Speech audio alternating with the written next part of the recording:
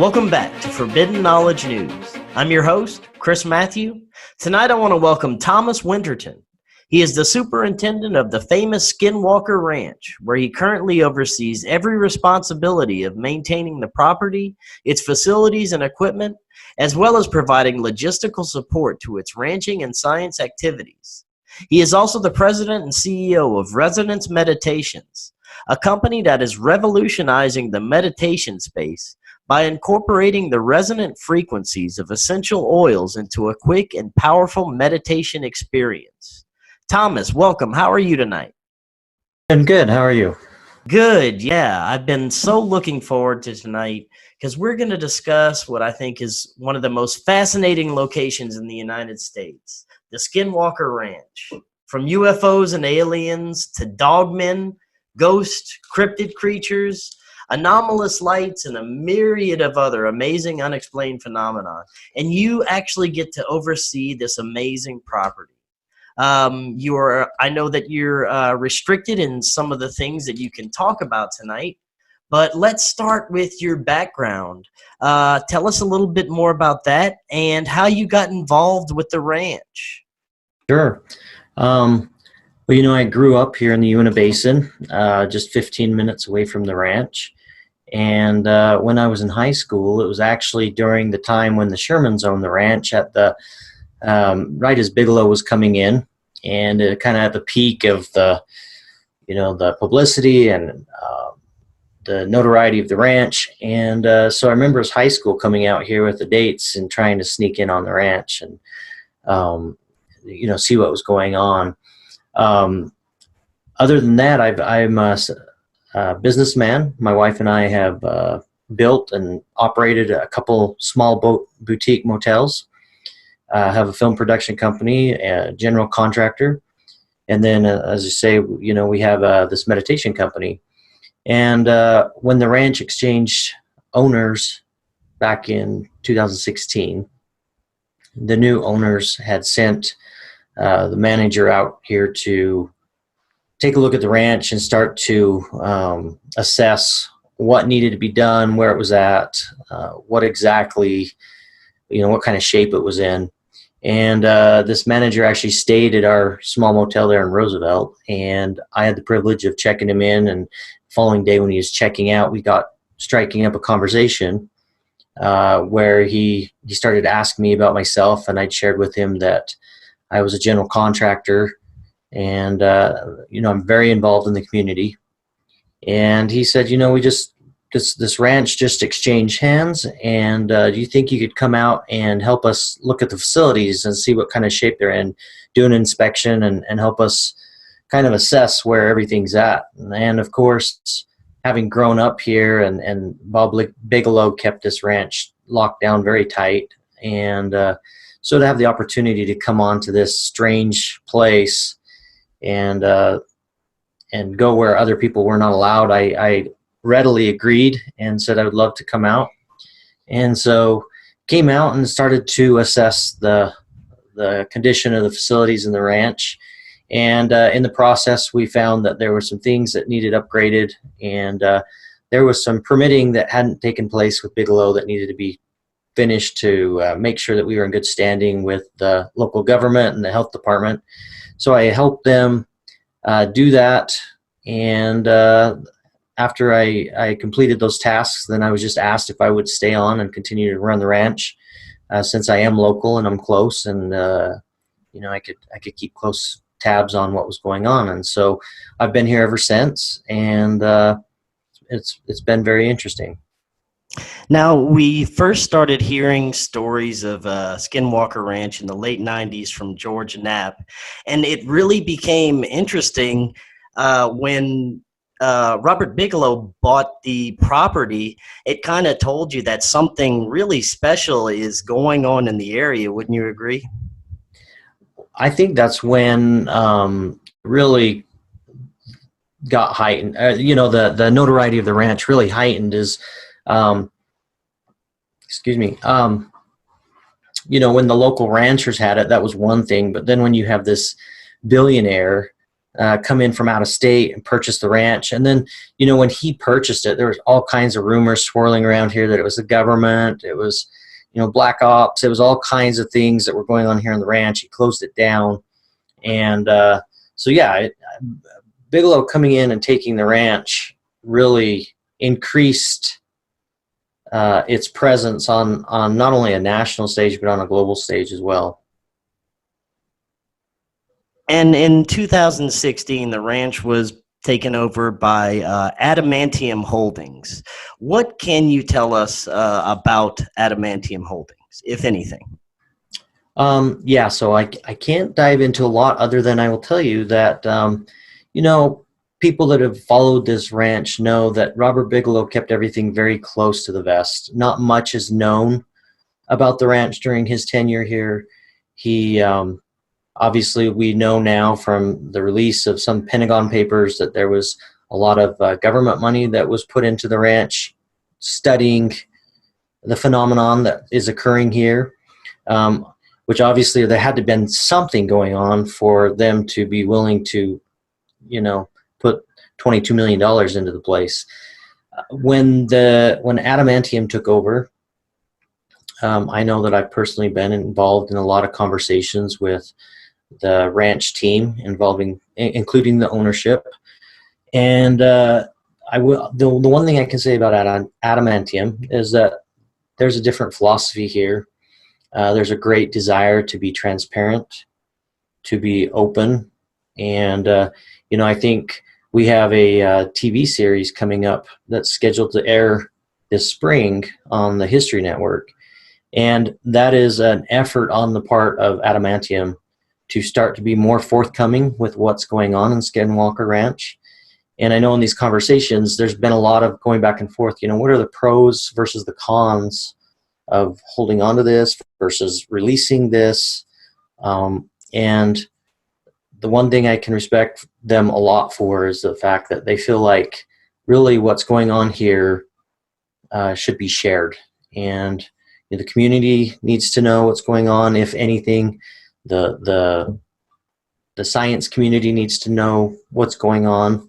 And so much more transparent. And as things roll forward in the future, you're going to see a lot more transparency and openness as far as the happenings here at Skinwalker Ranch. Especially with it being so secretive. I hear so many theories about what could possibly be going on there. Everything from opening portals to communicating with entities on the other side. What are your thoughts when you hear some of these theories being put forward? Well, look, anytime you have someplace that's closed off really tight, anytime there's a lot of secrecy, it's going to fuel and feed those conspiracy theories. And look, it's fun. I think there's a lot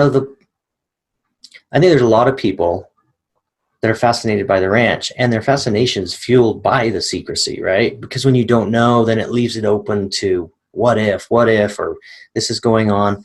And it's going to be interesting as information starts to flow from Skinwalker Ranch and the truth starts to come out, and the openness and the transparency, you're going to see a lot of these conspiracy theories addressed. And I say conspiracy theories, I don't mean that. We've been handed we inherited all these legends that have occurred here. And so really as a science team, then our responsibility is to try to get to the bottom. Are these true? Are they not true? Is there any credibility to these? And so I will just say that reading on the internet, when they start going down the comment threads, it makes for good reading to see the different theories that are flowing out there. And I'll just say that it doesn't take long for these theories to really take off, gain fire, and you start reading down, and you can see a little bit of truth in it, and then you can see where it took a left turn and kind of veered off the tracks. So, it's going to be great to start clearing some of these up and saying, yes, there's some merit to this one, or no, there's not any merit to that one, and start to, go through these.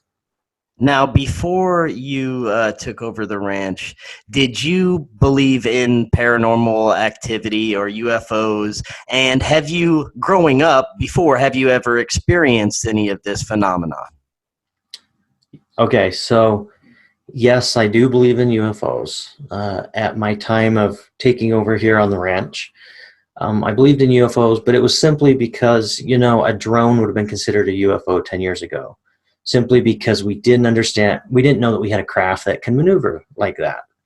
And so if you were to spot a drone in the sky 10 years ago, of course it would be a UFO.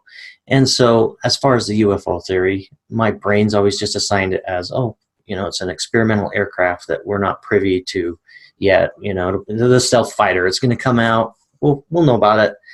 But as far as like believing in little green Martians that are coming from outer space, and I didn't believe in that. I am religious. I do believe in an afterlife and spirits and that type of thing. But like paranormal, especially like the Skinwalker and portals and all of these paranormal things, orbs, all these things I did not believe in. And so I thought it was a bunch of legends. I didn't think there was anything to it. And as far as having a UFO experience, I've had two different experiences. One, when I was a child, I like I say, I grew up here in Roosevelt, and there was one night that I was up late. I happened to look out my bedroom window, and there was a big, beautiful moon out there in the sky. The interesting thing about this moon, it was a half moon, but instead of being like a sliver sideways, like what you typically see, it was the bottom half, if that makes sense. And I didn't think anything of it. I thought it was strange that this is the bottom half, but I didn't think anything of it. I don't really remember the exact age I was. I was just a kid. It's like the moon was turned sideways, kind of. Yeah, so it was the shape of a half moon, but if you were to take it slide down so that it was dished, kind of like the shape of a dish, right? Does that make sense? Definitely. Okay, so I looked out the window. It was big. It was beautiful. It was orange. At the time, Roosevelt had a oil refinery on the west side of town, and my bedroom window actually looked out over the refinery. And this moon was just sitting out there over top of this refinery. I didn't think anything of it. And like an hour later, when I was getting ready to go to bed, I looked back out there and I couldn't see it. And I just figured that it either set below the horizon or it was up above the visibility of my window. And I probably never would have even thought anything other about it, except for the fact that the next morning I happened to mention to my mom that, man, the moon was so big and beautiful last night. Did you see that? And she said, I don't think that the moon is out right now. Oh yeah, it was big. Well, she was pretty sure it wasn't, so we looked at the calendar to see, and it was actually a night where there was no moon. And so I don't know what it was I saw, but it definitely was not the moon. It was out there in the sky. Who knows? It didn't invoke panic or fear or anything. I didn't even know what I was looking at the time. I just wrote it off as the moon. So that was my one time as a kid of seeing something that was unidentified. And then I had a chance on one of my son's scout camps here in the Una Mountains. I don't know, 2 or 3 years ago. We were up on the mountain camping and got to see a craft that was maneuvering in very, very strange manner. And I was actually able to wake up the other fathers that were at this scout camp. And we sat there and watched this craft maneuver around the sky for 4 or 5 minutes. And then they went back to bed, and I stayed out there and continued to watch it for probably another 3 hours.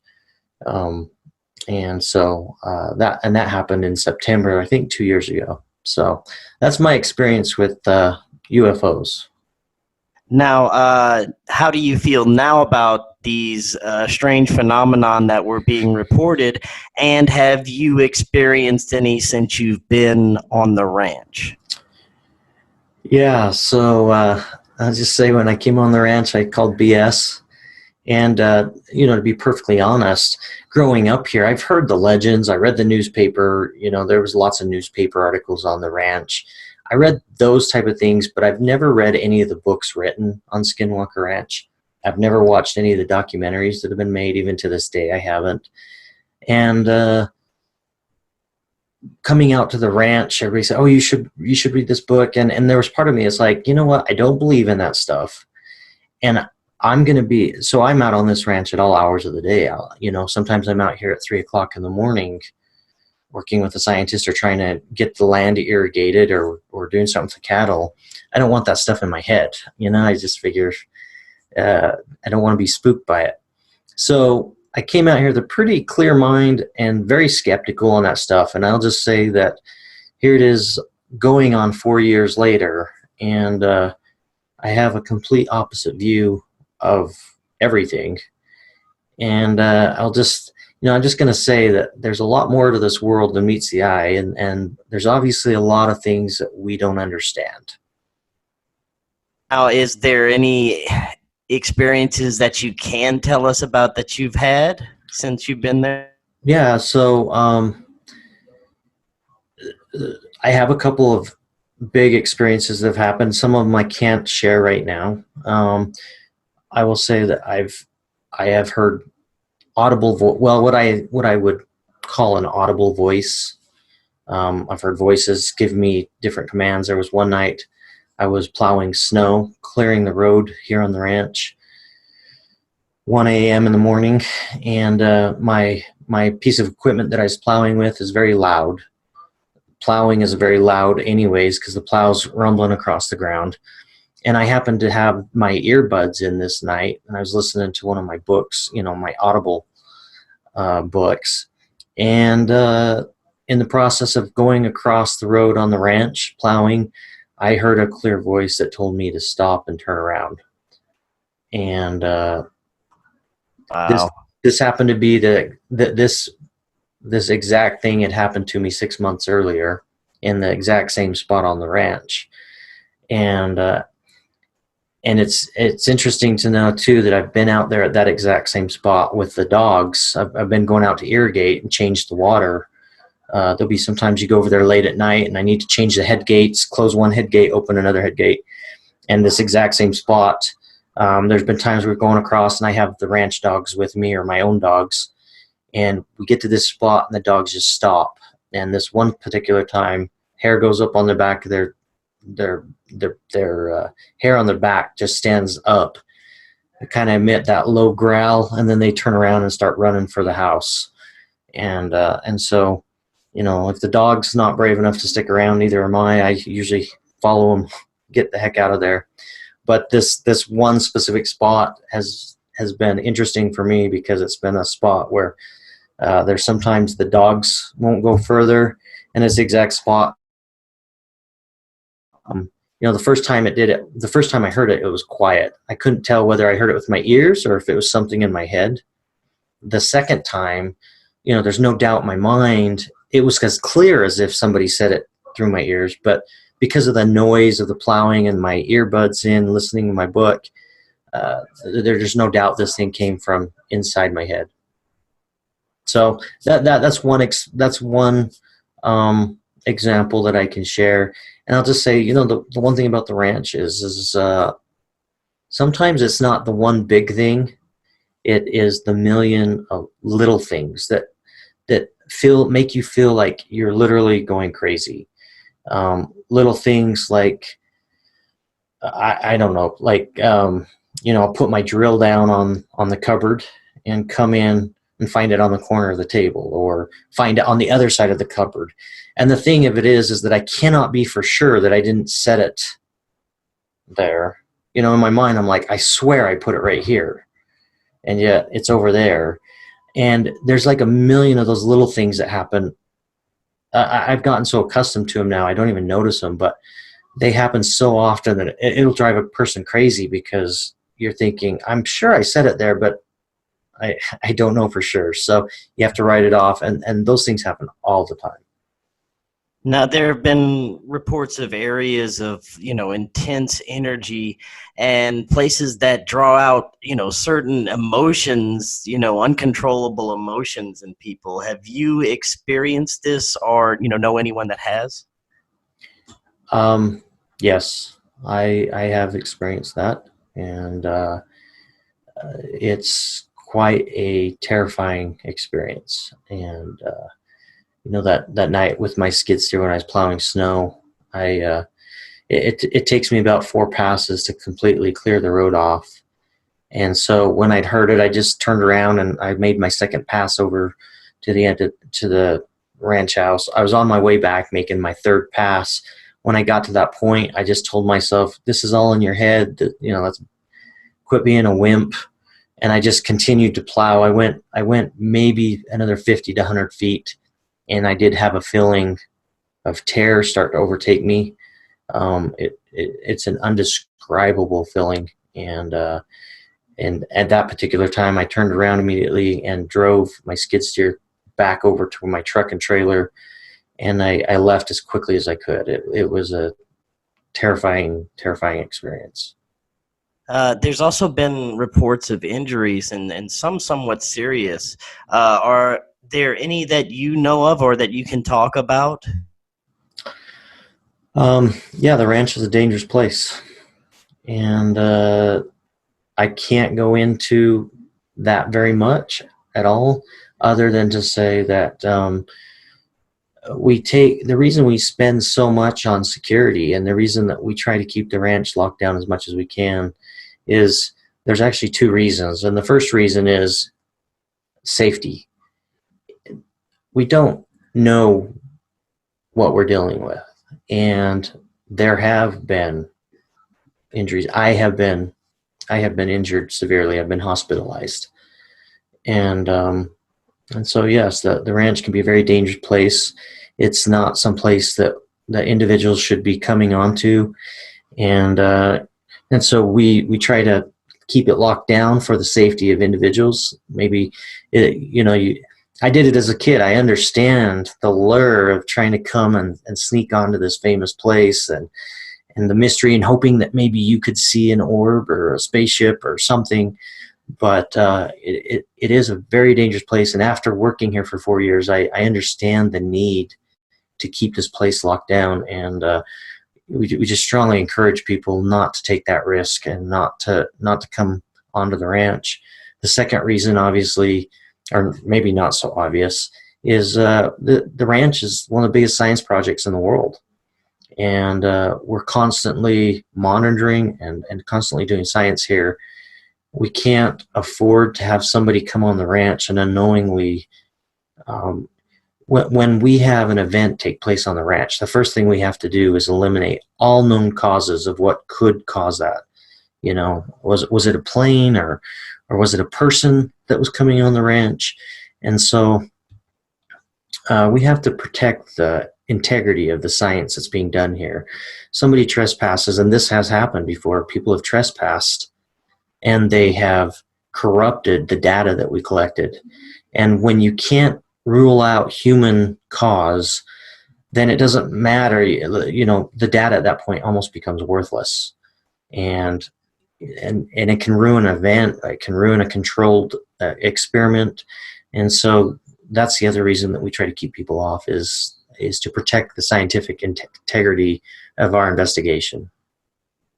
Do you believe that whatever this phenomenon is adds to the danger and possibly causes it in some cases? I'm not sure I understand your question.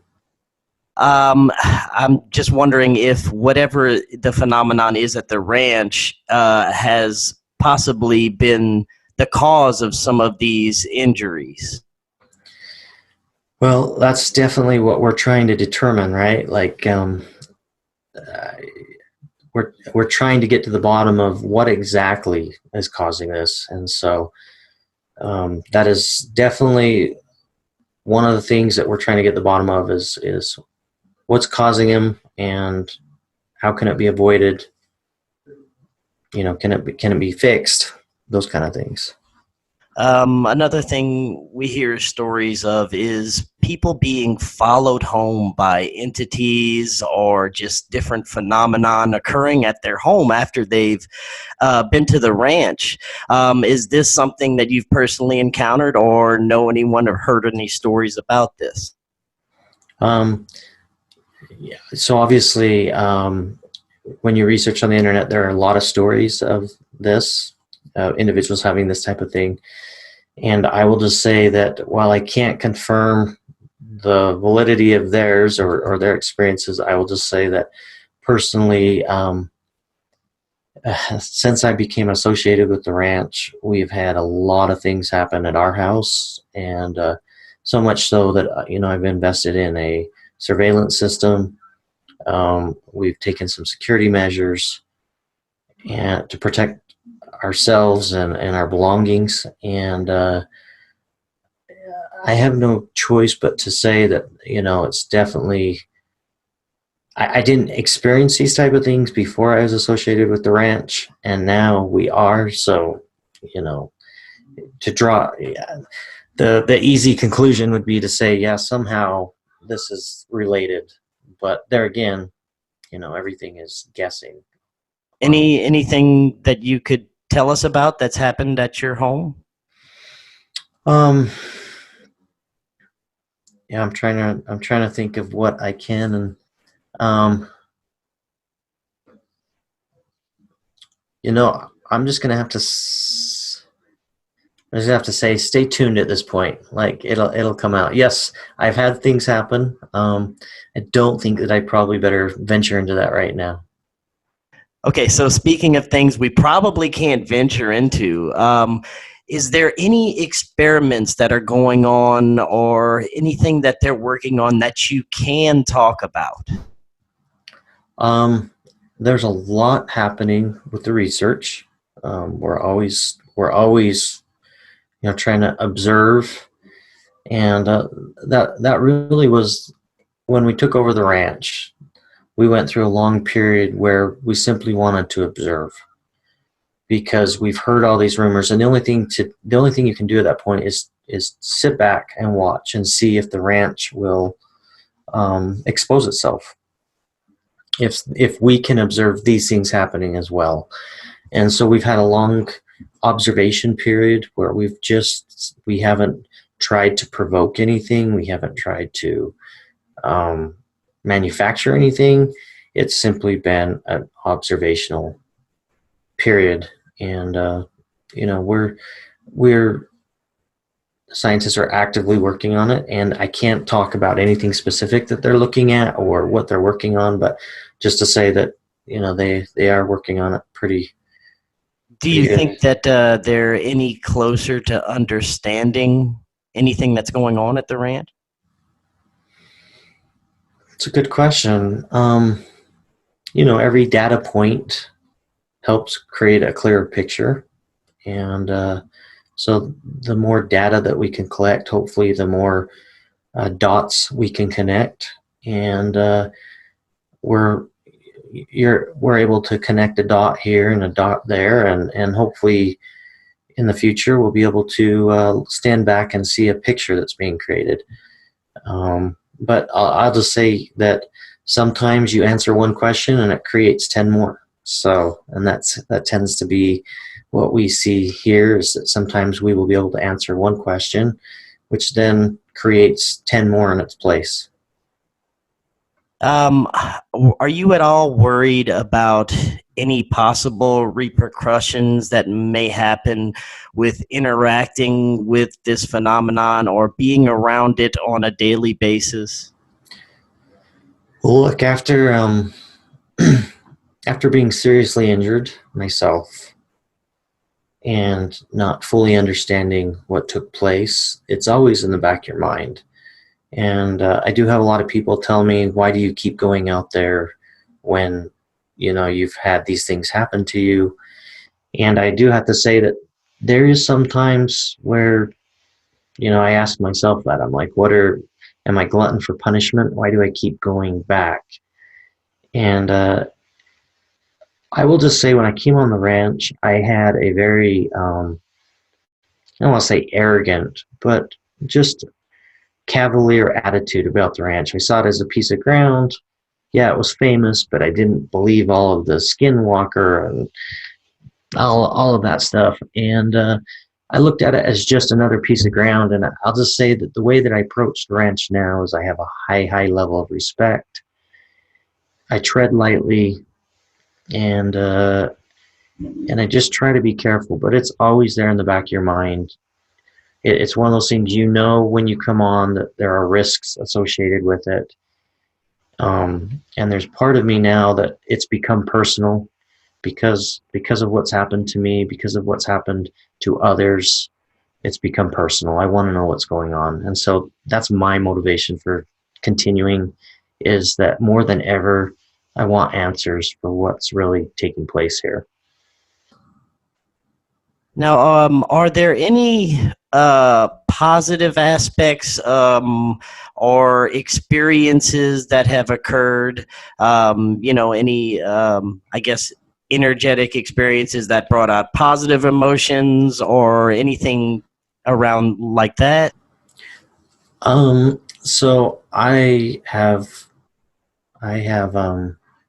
associated with individuals that claim to have those positive experiences, and look, it's always easier to spot the negative. I think the negative's way more visible, and it's one of those things, kind of like a politician. They're the first to get criticized and the last to get thanked. When things are going right, they don't get the credit for it, and when things are going bad, they definitely get the criticism for it. And I think that's just human nature. And so when something bad happens, then we're automatically looking for some place to place blame on, or we're trying to find that explanation of why something went wrong. And of course, when you have some place like the ranch that's notorious for these type of things, it's easy to assign that. On the flip side, I mean, that's a great question, because I don't know that if I leave the ranch and I get a great piece of news or something good happens, I don't think I've ever stopped to think, gee, I wonder if that's associated with the ranch. So I guess in all honesty, I'd have to say that's a great question, and I don't think I've ever given it a thought. I've heard many researchers say that the ranch and the whole area around it has a level of intelligence, consciousness, even a personality, and at times it feels like it feeds off of other people's emotions and feelings. Can you speak to that at all? It's hard to spend a lot of time here and not start to feel as if the land is living, breathing type of um, uh, entity. And I hate to use the word entity. Like my brain is logical. It's hard to wrap around. It's just dirt, right? It's just a piece of land. But when enough things happen and they seem to be reactionary, then it's hard not to start to assign some intelligence to it, I guess, as a way of coping. I would say that's a fair assessment, and I find myself doing the same thing. What about the aspect of it sort of feeding off of emotions or reacting to them as well? Um,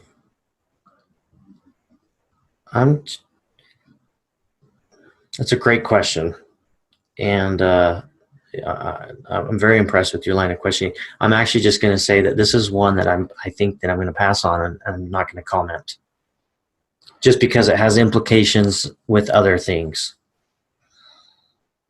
Fair enough. Fair enough. I understand.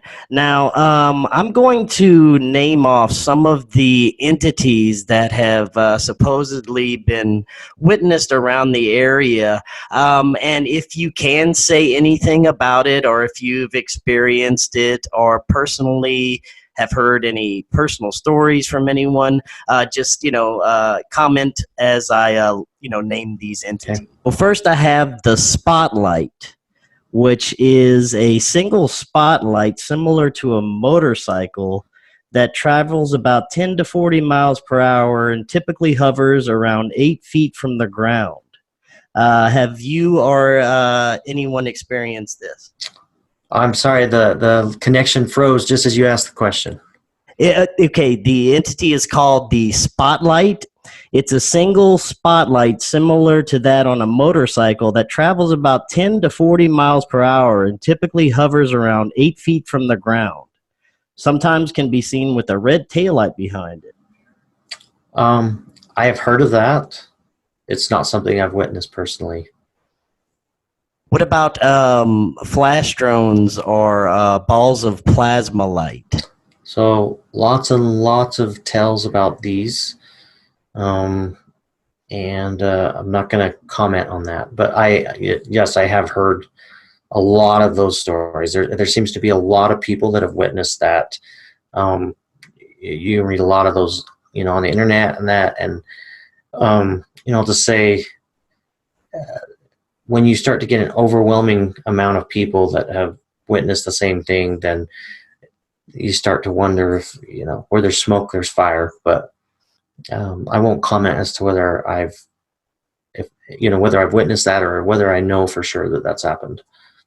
Now you've talked about disembodied voices. There's also reports of something like an invisible chopper that sounds like a helicopter, and something that sounds like a stealth fighter flying extremely fast. No, it actually is a stealth. It appears to be a phantom stealth fighter.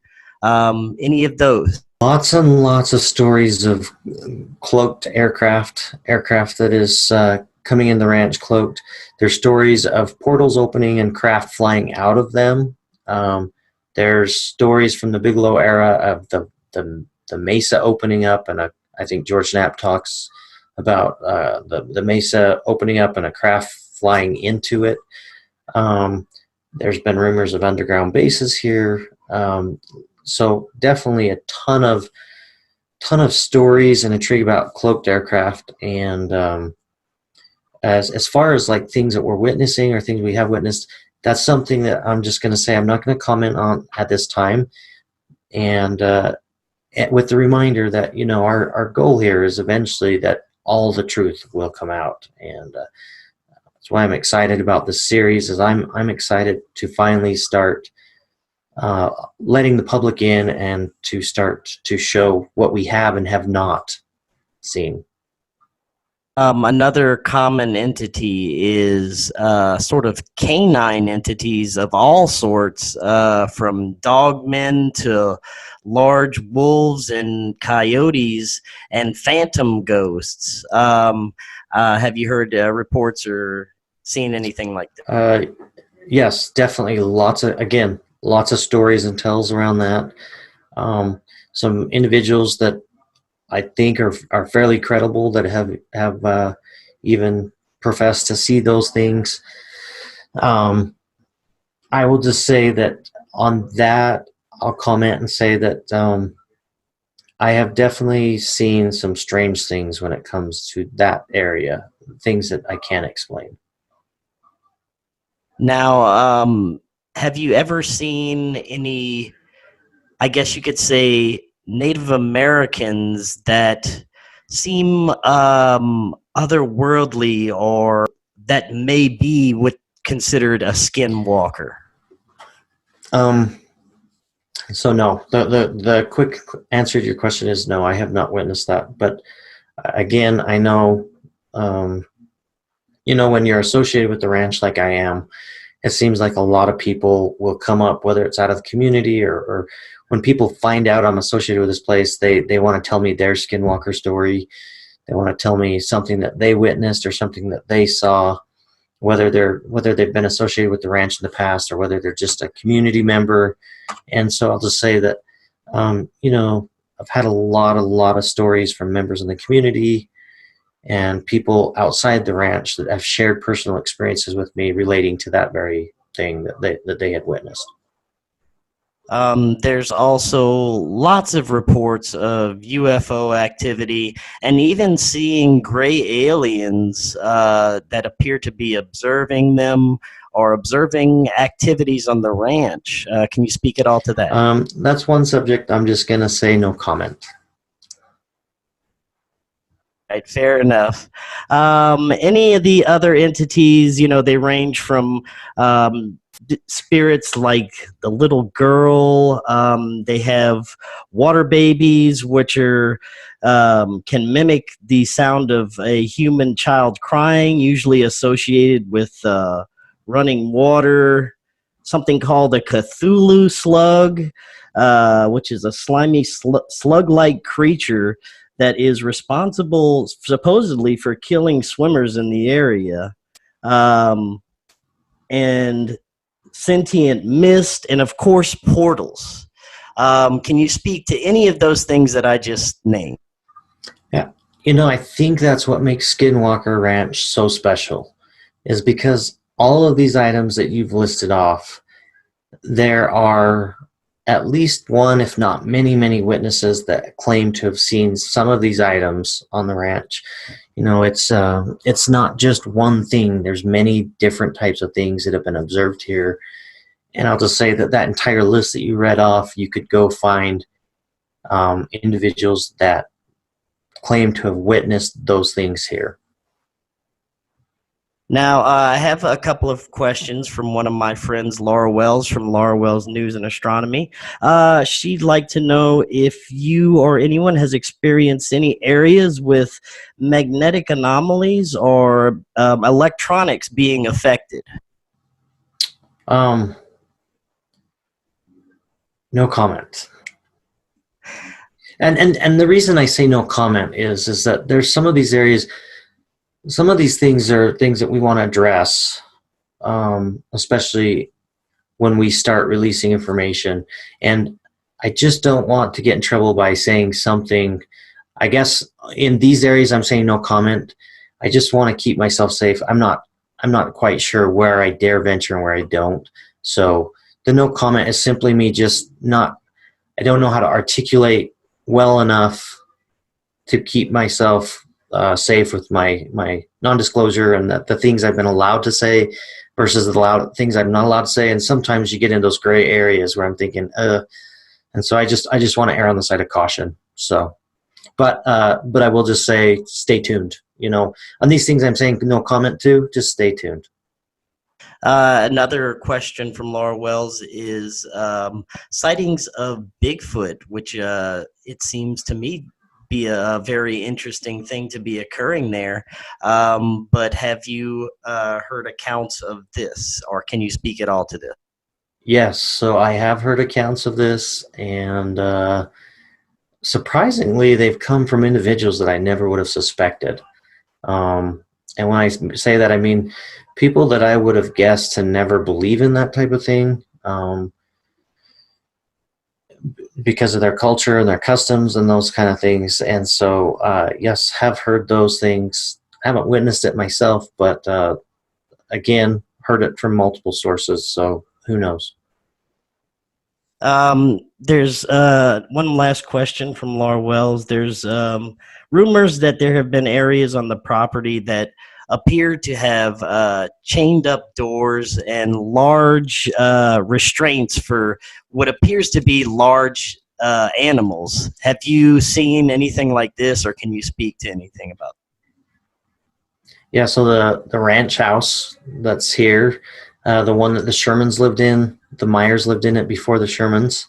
When the Shermans came here, they found locks on the cupboards. There were locks on the insides and the outsides of the doors, those stakes, and there are still remnants of that type of. When you look at it, there are things that stand out that you're thinking, that's really strange and out of the ordinary for what you'd see. There's also been reports of, I guess, high rates of cancer from people that have been associated with the ranch. Can you speak at all to that? I can't. I don't know enough about that to say one way or the other. Very good. I Now, will say that the Uinta Basin as a whole, I believe, I don't know how many statistics are out there, but I think the Uinta Basin as a whole has a higher rate. And I, I personally have a relative that contracted, I think it was thyroid cancer or throat cancer, but was very confident or sure that it resulted from the nuclear tests that were done down at the Nevada test site back in the, I don't know what it was, 60s or 70s sometime they did that. And some of that fallout is known to have fallen on the Uinta Basin. And so, it's hard to say what that is, but I do think that there's a higher rate here. Now, do you know of any type of time frame for, I guess, releases of information and advancement of these experiments? And I guess getting an overall answer, do we have any type of time frame for this?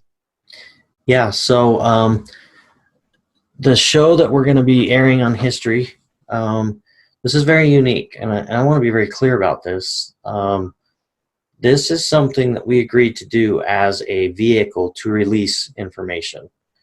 And we have not allowed for there to be any, we didn't make anything up. It's authentic, it's real. And so that show, I think that they're calling it Secrets of Skinwalker Ranch, is scheduled to air starting in early spring.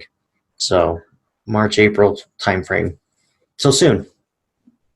So that being said, do you think that we'll have a more complete picture of what's really going on that will be disclosed in this special?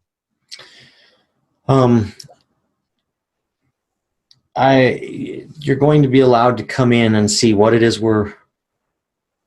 you're going to come be part of the scientific journey. And I don't want to go into much of what it does or doesn't, but the whole show is about what's going on here on the ranch. So it will be fun, and it's going to be a great vehicle to start to release information and let people see some of the things that we are looking at. What are your thoughts on the theories that it is a Navajo curse that was put on the area? That's definitely the legend of Skinwalker, is that it resulted in a curse that the Navajos placed on the Ute tribe as the Utes and the soldiers pushed them out of the area back in the mid-1800s. So you have that legend. And again, 4 years ago when I came on the ranch, I called BS. But I think if the ranch has taught me anything, it's that I need to have an open mind. And before I just automatically say, oh, that's stupid, that never happened, I've learned better. So, at this point, I'm going to say anything's possible. But that's definitely the legend of the ranch. And I say, too, the natives believe in that a lot. I was just actually out in Salt Lake a couple of weeks ago, and I was in a meeting, and one of the individuals that was in my meeting happened to be a Navajo. And we got visiting, and I shared with him, because of my position here on the ranch, I have an extreme fascination for the relations between the Navajos and the Utes and their viewpoint on the Skinwalker and the ranch. And so, I told him I was superintendent of the Skinwalker Ranch, and he immediately just said, I don't want to talk about the Skinwalker. I don't talk about that. I don't want to hear about it again. And it was the end of the subject. Wow. And that was just, that was just a couple of weeks ago. And I never met this gentleman before, other than just, I know that he's a member of the Navajo tribe. So obviously some very, very strong feelings about it.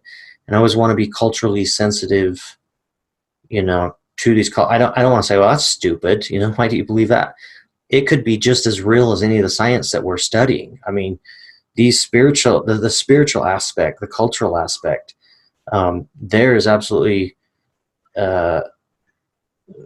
it could be and probably is just as real as the science side. So I want to be culturally sensitive and not demean or dismiss something simply because of where it originated or how ridiculous it sounds.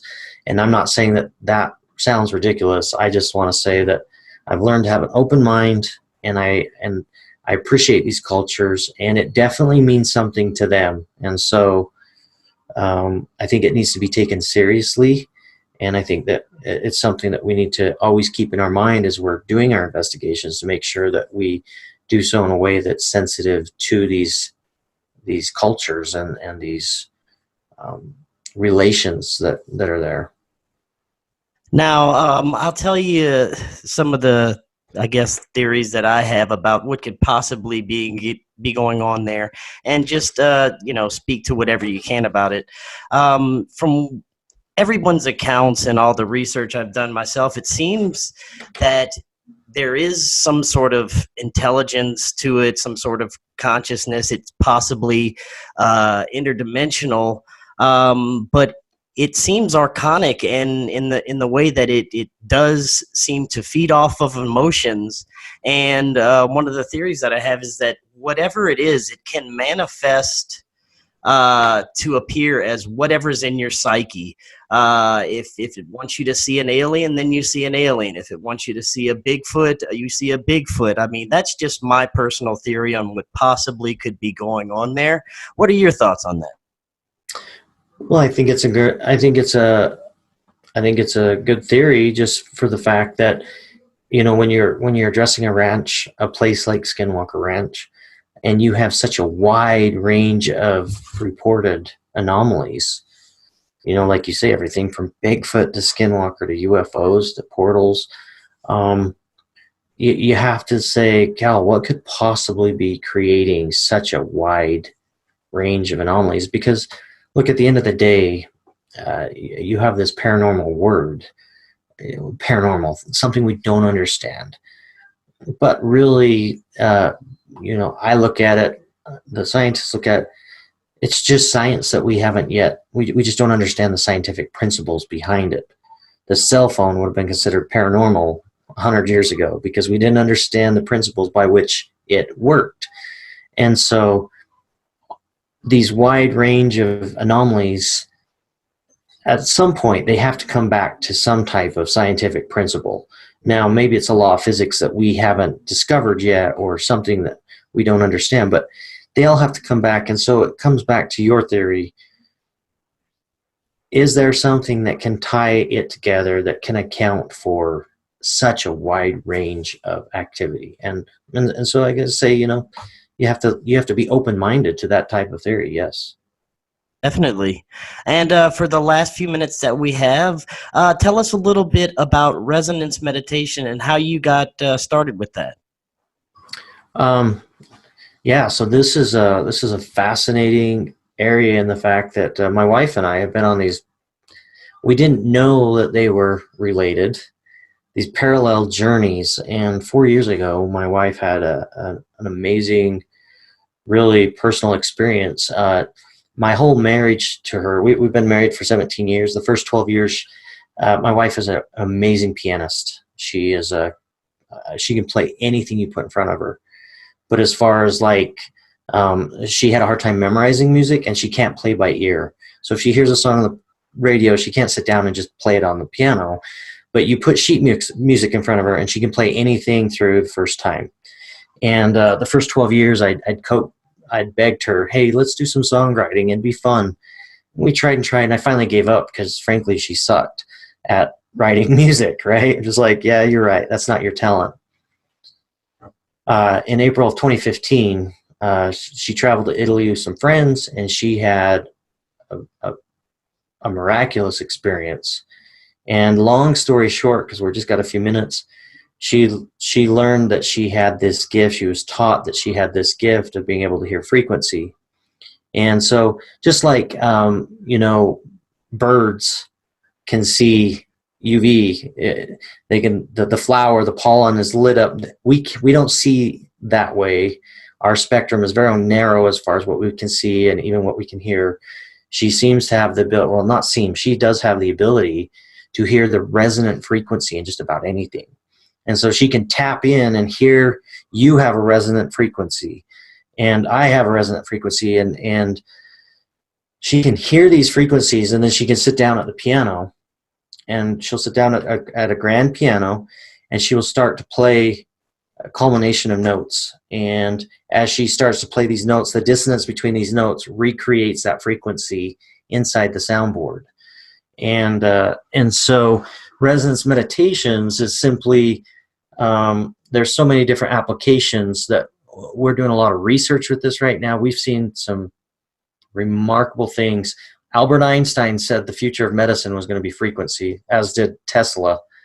And research is starting to show now that frequency is actually showing a lot of promise to being a very powerful healer from everything of leukemia, Alzheimer's. I saw some research the other day where they were able to shatter some leukemia cells using frequency. You tap into something's resonant frequency, and then you amplify it, and it can destroy it. So resonance meditations, she just took essential oils, which is these oils that are derived from plants, and she's played those resonant frequencies and put it together with a meditation process. And what's happening, we're having miraculous results with this. We've created this meditation app, but by putting the oil on, you put a drop of oil on your hands, you smell it. So for example, like the essential oil that's lemon, she actually played the resonant frequency of a lemon, and she composed that sound. So you put the lemon oil on, you smell it, you play the frequency, and there's just a really simple, easy process. And people are getting to a theta state of meditation in 45 to 60 seconds, because what's happening, it's aligning all of your senses at once. And, we're just on the front end of the research of why it works. We don't know necessarily why, but we do know that it does. And we're the testimonials that are pouring in. This is all over the world now. The testimonials are pouring in. These people, we've used this with thought leaders and people that meditate on a regular basis. People that tell us that it takes them normally 45 to 60 minutes to get into a state where they can start to have these experiences. And they're having these experiences, they're getting to that same place in 45 to 60 seconds. So that's our company. We're very much involved in frequency, and it's interesting how my position on the ranch and her journey with this frequency have really come together. We have some experts out here on the ranch that are really into frequency and sound and those type of things. And so it's funny how the two have kind of come together, and there's a lot of overlap in the two. So I appreciate you asking, though.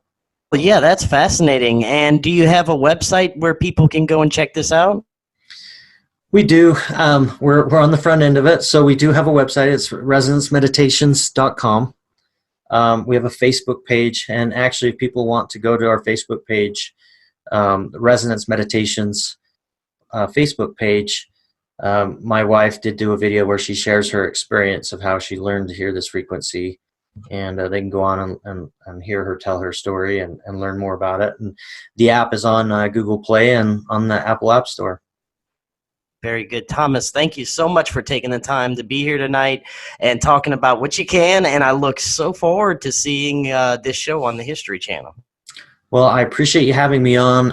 You asked some very good questions. I've done some interviews before. I appreciate your line of questioning, because very thoughtful. And, I'm excited for this show to come out, because as these things come out, there's going to be a lot wider range of things that we can talk about, and less that I have to hold back. So obviously, when you invest this much in the show, you don't want to do any spoilers and ruin it. So as the show airs and as these things start to come out in the open, there'll be a lot more to talk about, and we can go more in depth. Definitely. I will definitely have to have you back on then. Awesome. All right. Well, you have an excellent night. You too. Bye.